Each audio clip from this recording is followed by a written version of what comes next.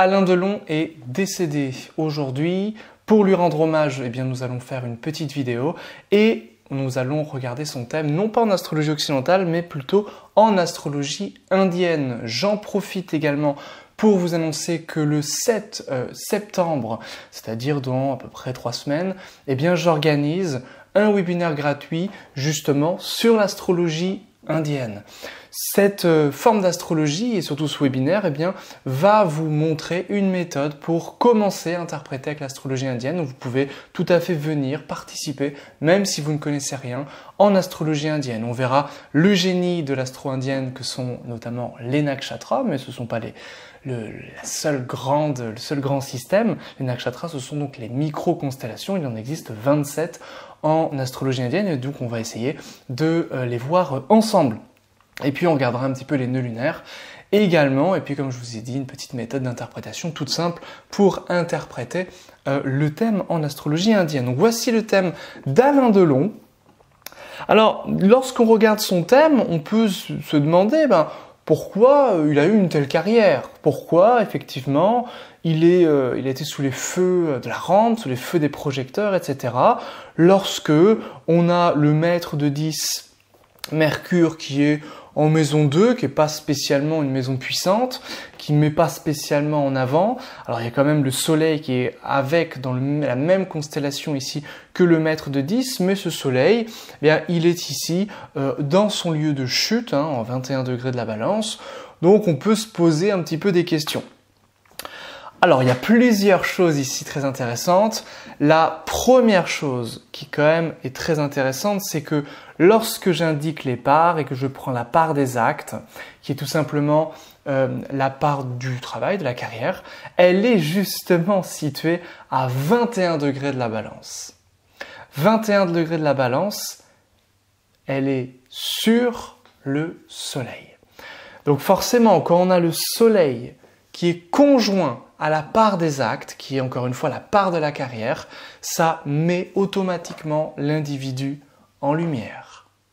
Donc ça, c'est une chose déjà importante à considérer, à comprendre.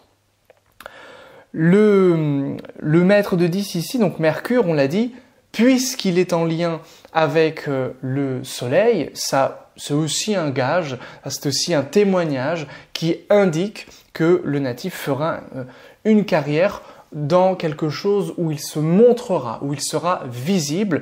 Et évidemment, le Soleil régit les honneurs. Donc ici, c'est quelque chose qui le met en avant. Également, évidemment, le maître donc, de cette part des actes, ce sera Vénus.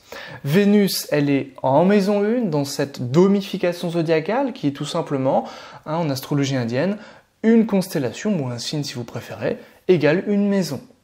Donc ça c'est très très simple, ça signifie que eh bien, la part des actes, le maître de la part des actes, Vénus, est ici angulaire dans une maison puissante, dans une maison bénéfique, la maison 1, et tout simplement, en maison 1, ça vient au natif, ici tout simplement.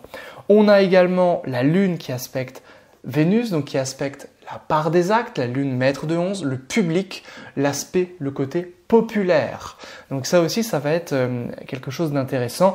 Et puis on a quand même le sextile presque partile, de quasiment même degré, Jupiter, le succès, sur la Vénus, donc c'est-à-dire sur le maître de la part des actes ici, donc qui donne évidemment un succès, qui donne des instants bénéfiques pour la carrière.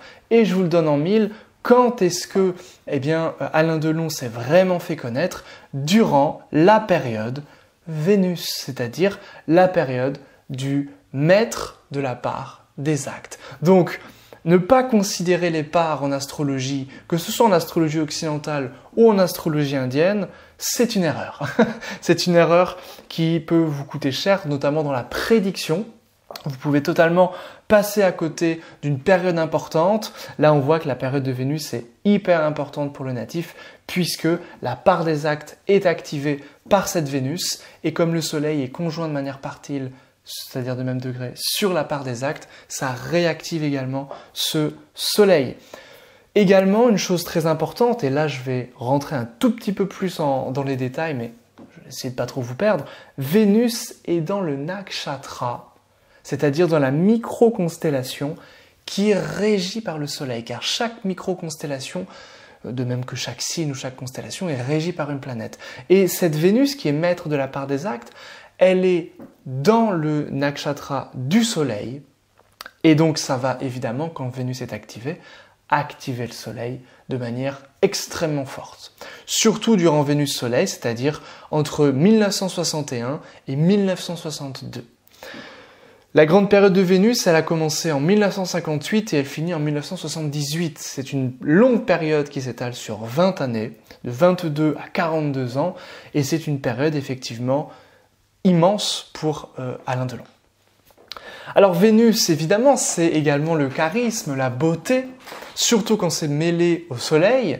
Et on a vu que le Soleil était quand même important puisque Vénus occupe la maison 1, donc elle est ici, elle colle le natif, elle représente le natif. Donc évidemment un natif beau, séduisant. Et Vénus, on l'a dit, étant dans le nakshatra du Soleil et le Soleil étant dans le domicile de Vénus, on a ici, le Soleil c'est le charisme. On a une personne qui attire des personnes à elle, qui attire les autres, qui influence, qui inspire, qui est le premier ici. Je rappelle qu'il avait un seul rival, Alain Delon, c'était Jean-Paul Belmondo. Donc c'est pas n'importe qui non plus. Donc voilà un petit peu l'idée. Évidemment, l'importance des femmes. Vénus va représenter les femmes par nature. Vénus en maison 1, lorsqu'on est un homme hétérosexuel, eh bien on attire les femmes à soi, littéralement. Et la Lune, quand elle est en maison 7, renseigne également sur les relations et donc sur les femmes pour une personne hétérosexuelle, un homme. Et donc, la Lune en maison 7, c'est les relations. Vénus, eh bien, elle est en maison 1, elle aspectera forcément cette Lune. Donc ça, déjà, ça peut indiquer de nombreuses conquêtes, de nombreuses femmes. Mais évidemment, cette Lune, c'est quelque chose qui peut être changeant, qui peut être mouvant également ici. Donc des complications quand même vis-à-vis des relations. Surtout que Mars aspecte ici au carré cette Lune en 7. Et donc évidemment, Mars étant maître de 8, eh bien évidemment ça peut aussi mal se passer ou mal se terminer, c'est-à-dire qu'on va enchaîner un petit peu les mariages, les femmes ou tout simplement les conquêtes de manière générale. Par rapport aux enfants, vous savez qu'il y a eu quelques polémiques par rapport aux enfants d'Alain Delon. On a ici le maître de 5, Saturne, qui est, bon déjà Saturne, et qui est en maison 6, donc il n'est pas effectivement une maison heureuse par rapport à l'enfant, et surtout qui est aspecté par le nœud sud.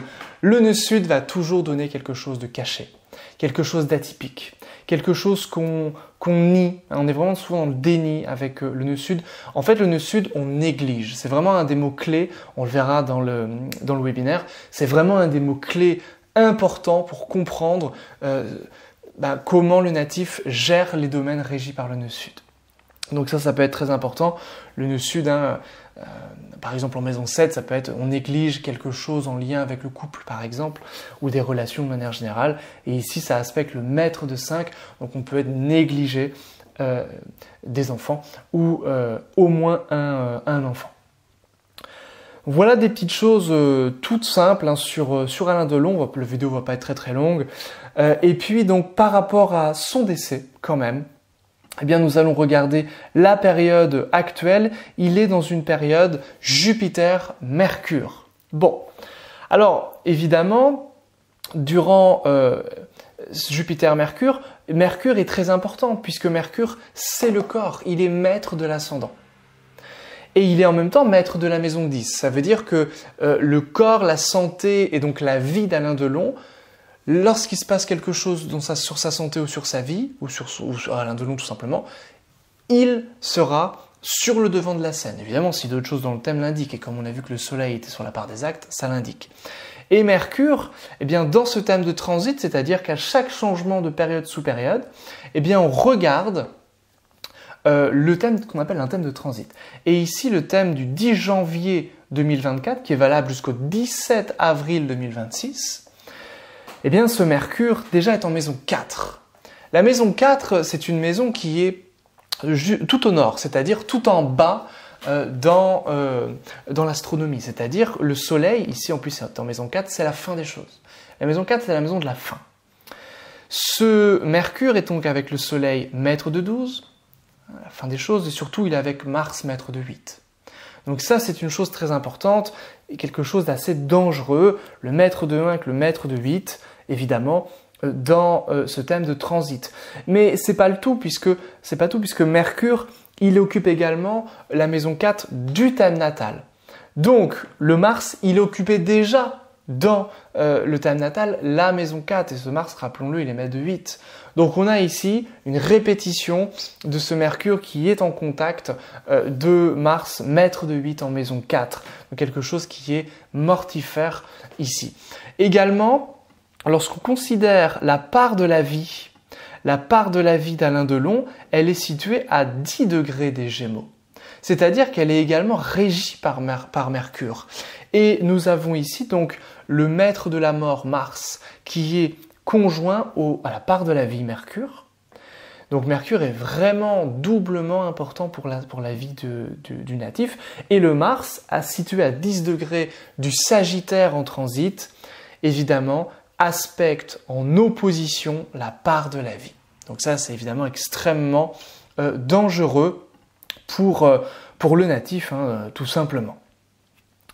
Voilà ce que j'avais à vous dire particulièrement concernant Alain Delon. Alors on pourrait quand même finir sur les éclipses parce que les éclipses sont toujours spectaculaires en cas de décès. 9 fois sur 10 c'est le cas.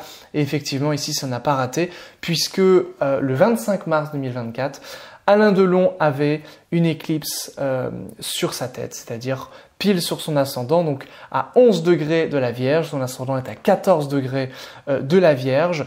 Rappelons que ça a également activé le Mars qui est à 14 degrés Sagittaire, c'est-à-dire que le maître de 8 et la maison 1 ici étaient tout à fait activés. Rappelons que si le Mars était activé ici à 14 degrés du Sagittaire, ça a donc également activé le Mars du transit à 10 Sagittaire et puis évidemment la part de la vie à 10 Gémeaux. Voilà ce que j'avais à vous signaler de manière extrêmement succincte pour ce thème d'Alain Delon. N'hésitez pas à venir au webinaire gratuit pour en savoir bien plus sur l'astrologie indienne. Je vous raconterai un petit peu des anecdotes et je vous raconterai des secrets tout simplement pour bien maîtriser cette forme d'astrologie qui vous permettra, j'en suis sûr, de vous améliorer déjà en astrologie indienne et puis même en astrologie occidentale. J'ai jamais autant amélioré mon astrologie occidentale qu'en découvrant des choses en indienne et vice versa. J'ai jamais autant découvert ou plutôt amélioré mon astrologie indienne en découvrant des choses en occidental. Donc les deux sont vraiment complémentaires. Il y a un libre-échange très très intéressant entre ces deux formes d'astrologie. Donc je vous invite tous à venir participer à ce webinaire. N'hésitez pas également à vous abonner. On est presque 10 000 sur la chaîne. Je vous remercie infiniment pour votre fidélité et votre soutien. Abonnez-vous. Mettez un petit like, un petit commentaire, ça fait toujours plaisir et puis ça fait gonfler l'algorithme pour que ma chaîne se fasse de plus en plus connaître. Et je vous dis à très vite pour une prochaine vidéo. Bye bye.